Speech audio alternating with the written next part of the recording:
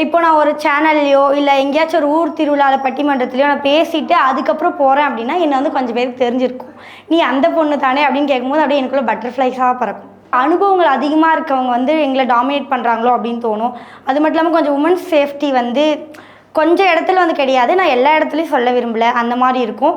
அதுக்கப்புறம் யாராச்சும் ஏதாச்சும் தப்பாக பேசினா அதை வந்து நம்ம வந்து வீட்டில் கூட போய் கன்வே பண்ண முடியாது. பிகாஸ் நாளைக்கு இன்னொரு ஷூட்டுக்கு அவங்க வந்து அனுப்புவாங்களா, இல்லை இன்னொரு பட்டிமன்றத்துக்கு அவங்க அனுப்புவாங்களான்னா அது வந்து கேள்விக்குறி தான். என் தங்கச்சி ஒருத்தி இருக்கா, அவள் டார்ச்சர் கொஞ்சம் நெஞ்சில் ரொம்பவே இருக்கும். வீட்டில் ராணி போலாம் இருப்பாள், திமிர் ரொம்ப காட்டுவாள். வீட்டில் டைம் ஸ்பெண்ட் பண்ணுறதில்ல. எப்படின்னா அதிக நேரம் ஃபோன்லேயே இருப்பாள். ரூமில் லாக் பண்ணிட்டேன்னா ஃபோன் பேசிக்கிட்டு இருப்பேன். எங்கிட்ட டைம் ஸ்பெண்ட் பண்ணால் நல்லாயிருக்கும் அப்படின்ட்டு அதை ரொம்ப ரொம்ப மிஸ் பண்ணுறேன். திருவிழாக்கு ஒன்றா போகணும், 2 பேர் மூவிக்கெல்லாம் போகணும், 2 பேர் எப்பயுமே ஒற்றுமையாக இருக்கணும், பிரியவே கூடாது. சிலப்பதிகாரத்தில் எப்படி ஒற்றுமை காப்பியம் அந்த மாதிரி நாங்கள் 2 பேரும் ஒற்றுமையாக இருக்கணும்.